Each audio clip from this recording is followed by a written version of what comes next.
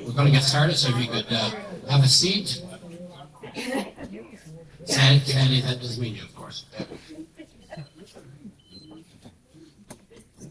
So welcome to our meeting tonight. It's historic times.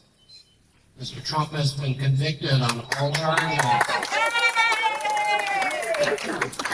I feel the same way, and at the same time I feel sad that the biggest democracy in the world has had a criminal president and supported that criminality to the point where it took literally years to come to a resolution. Let's hope that he gets a sentence that's appropriate. We're going to start our meeting off. Firstly, I'm going to do two things. I'm going to read the land acknowledgement, which we always do. I will do the annual meeting, which we have to, by law, do each year, and I'll keep that to a minimum, of course. And then we'll have the presentation. So I'll start with the land acknowledgement. We respectfully acknowledge that the former village of Lakefield is located on the Treaty 20 Michi-Sagi territory and of the traditional territory of the Michi-Sagi and Chippewa nations, collectively known as the Williams Treaties First Nations, which include Curve Lake, Hiawatha, Alderville, Scugog Island, Rama, Osceola, and Georgina Island First Nations. Lakefield Historical Society respectfully acknowledges that the Williams Treaties First Nations are the stewards and the caretakers of these lands and waters in perpetuity, and that they continue to maintain this responsibility to ensure their health and integrity for generations to come. I'm getting feedback, so I'm going to move over here. Just right under the speaker. Better? Yes. Yeah, okay. So, welcome to our annual meeting, and I'm glad to see so many people here, so many faces that are interested in history and share our love of history. History is more than just luck. History learns from the past. If we forget the past, we repeat it. Sometimes we repeat it in a worse way than it was originally.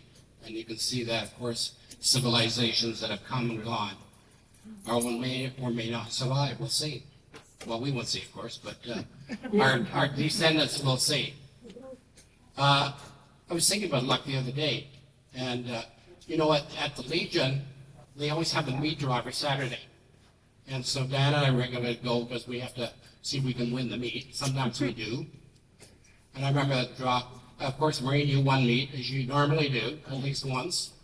Diana and I won a set of pot holders, and I think, yeah, those little pot holders. And then my good friend Michael Barrett, he won a toilet brush. So, like he's going to use it. like, yeah, exactly. So I was kidding him about it. So about a week later, I said, you know, you won the toilet brush. How's it working out for you? He said, he quite seriously, he looked at me, he said, well, you know, I think I'm going back to toilet paper. Actually, I'm just kidding, of course. Michael doesn't use toilet paper. Yeah, perhaps. Annual meeting. Okay, each year we have the annual meeting, and it's a chance for us to talk about what we've done, what we're going to do, and a chance for you to provide input. So our financial position. Can you hear me? Yes, I can hear you. Okay, I'm mic. All right, can everybody see the screen okay? Yeah, no, I know. And the bride. I'm the bride. Let me out. There's Brian. We do have paper copies. If you'd like a paper copy, we can provide one as well. As you can see, the general donations are pretty standard. Monument donations, well, that's been explained. So if I was to go right down to the bottom, our basic income for 2024, and we haven't closed the year, is $4,060, and our expenses so far are about $3,169. We are running basically the same year to year to year. The only really exceptional thing we've done is the monument, which is phenomenal. We have $10,595 confirmed in donations. At this point, we don't know what Salmon Township has collected. We will find out soon. And the grant, we still have to wait till we get from Selwyn, but the money is there and we are going ahead.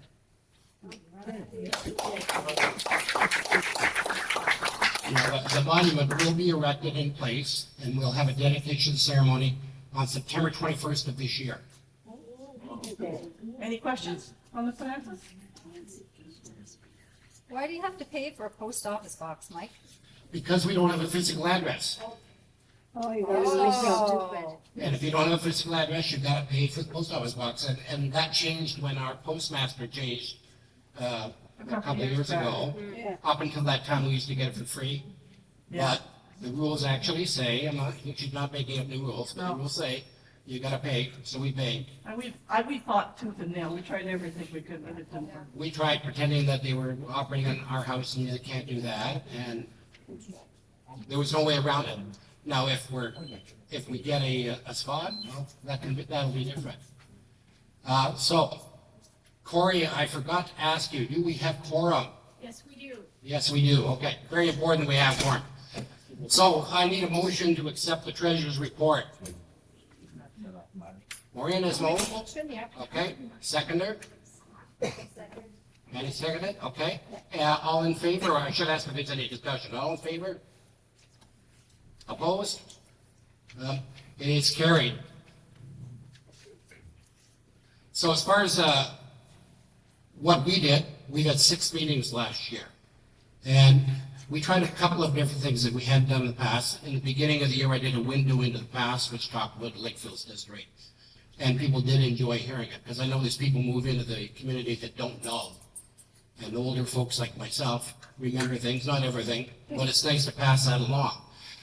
We did the history of Calamity Lodge and Freemasonry, and that was something, I found that very informative. I didn't know a lot about Freemasonry before, or its history in Lakefield, and so that was enjoyable. We did Indigenous veterans. So we talked about veterans in Lakefield, and every year we do, in October or November, a meeting dedicated to veterans. This was the first time that we talked about veterans' experiences both in and after the war. So Jackson Ping did talk of that. It was very informative, also a little bit uncomfortable in places. And the next year in March, Chief Knott spoke, Chief Knott, and he talked about the history of the Mississauga and their trading issues with the settlers, European settlers. And again, I said at the time, and I always say this, I feel uncomfortable when I realize what my ancestors did to the First Nations people. And sometimes I say, imagine if you had a farm and some poor person came to you and said, you mind if I sort of live in the back corner of the farm, and you go to your heart, you say, sure. Set up a camp there. I'll help you through the winter. I'll teach you how to live here. And then within a few generations, they're saying to you, this is our farm. You can't live here anymore. You go live in the swamp. How must that felt for the people that lived here? And reconciliation is a big part going forward. We've got to think about it. Laura Elliott talked about the Ghost of Catherine Bartrell, the book that she wrote, and we had very good audience feedback on that, very good participation. And tonight we have Diane and Lucy, or Lynn, what am I doing? Diane and Sarah are talking about this. Who do you think you are? And that's genetics, DNA, and family genealogy. So Sarah was often known as Sally, but I was told that I have to call her Sarah for tonight. It's is related to Diane, and we didn't know that till we started looking at genealogy, and it became apparent that in this small community like we are, we're all basically only 4 or 5 steps away from being related, those of us who came from the area. We've been working hard to put more of a collection online. We've got 156 historical videos at the moment on our YouTube channel, and they've been viewed 8,500 times. So in the old days when we had DVDs, typically we get about 2 people a year view them. So I'm very happy that we're able to spread our information and history out more.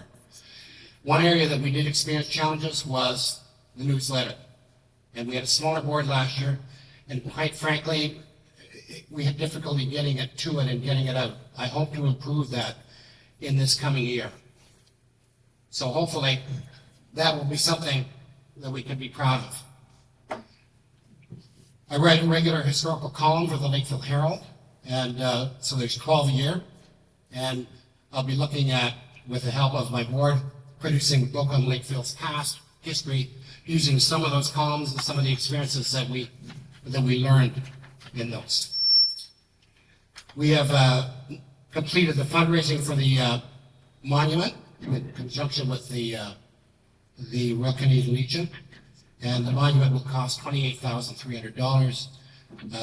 We do have the money to do that, although we, as Diane said, we haven't got it from Selwyn yet, and we do have a grant from the government that we don't know what it is, but it will cover the cost of the monument. So the monument's going to go up on September 21st, and this will recognize 233 individual names. The list has been updated, and Michael Barrett will be in charge, when he's not using his toilet brush, of planning the event. And this year, Mike, don't look at me like that.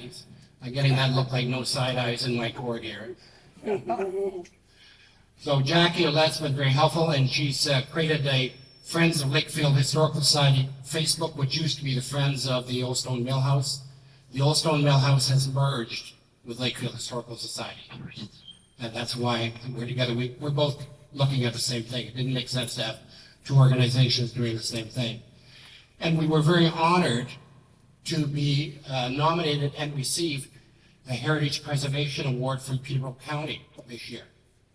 And so they recognized Lakefield Historical Society out of the entire county for this award.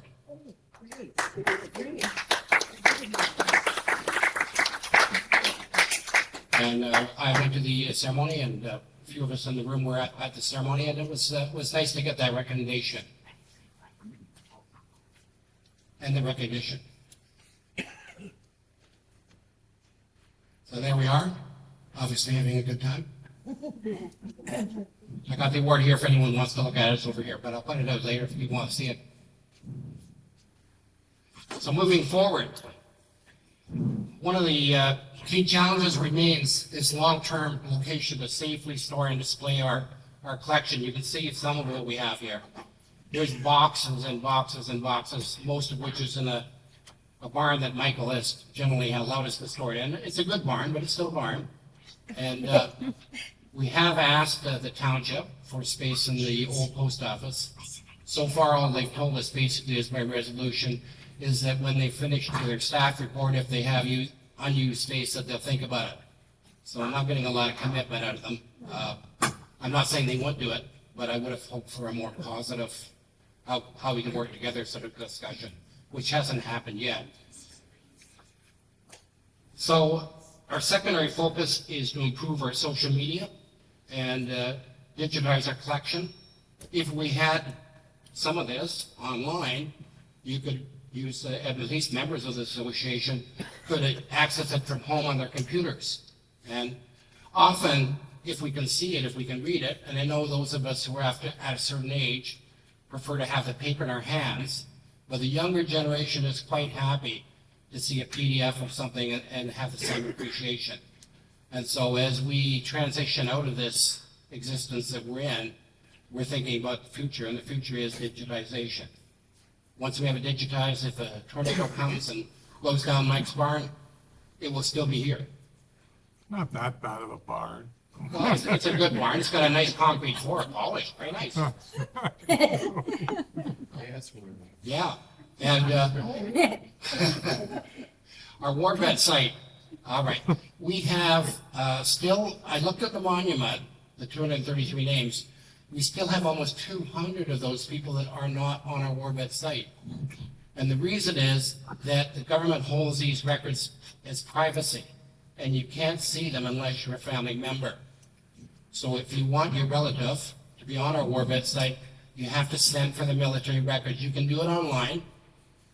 I think there's a $10 charge. They will send you the records, and once we have the records, then we can put them on the website. But we've made a decision that we're not prepared to put anything up without actually having the physical records to verify what we're saying. So I can't go just by your family memories, although I'm sure they would be far more interesting in reading. So I need unless there's questions, of course, I need a motion to accept the actions of the board for last year. Okay, Corey has moved. A seconder? Sandy has seconded. All in favor? Opposed? The motion is carried. Thank you. And finally, coming to directors for this coming year. The first 5 names, of course, are all existing people that were on the board this year, and they've agreed to continue to be on the board, subject to your approval. And we have 3 new proposed board members. Now, most of you probably know Jackie, who's been pretty active in town. She's essentially a very active person in the community. So she's lived for a long time in Stony Lake. And when they got older, they didn't want their kids visiting so often, they moved into town into a smaller house. So he is a natural and cultural interest. Her husband Ed spends much of his time working on their designated house. So they have a historically designated house over Clementi Street. So they're working on that, maintaining it, repairing it.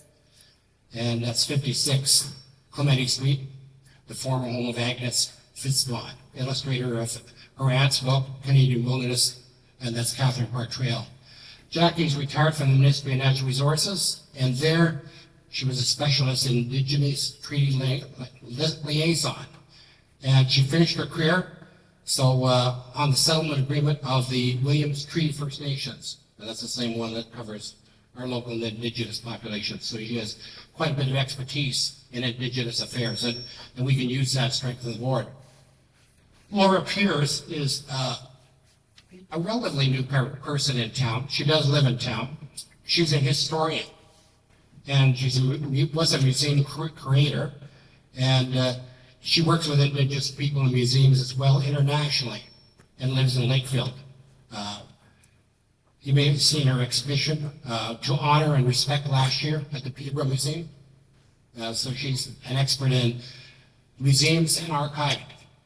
And she's agreed to help us improve our webpage, which I know does need some work, and benefit us with her expertise.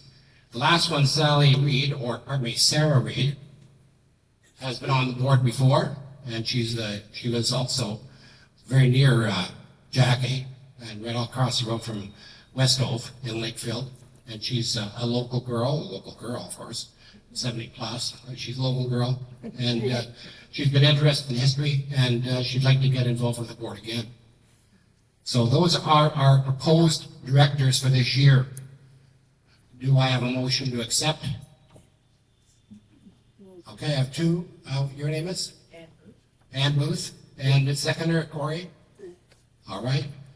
I should say that if anyone does feel that they want to be on the board, they can approach us afterwards. We can add people afterwards if you want to volunteer or serve on the board.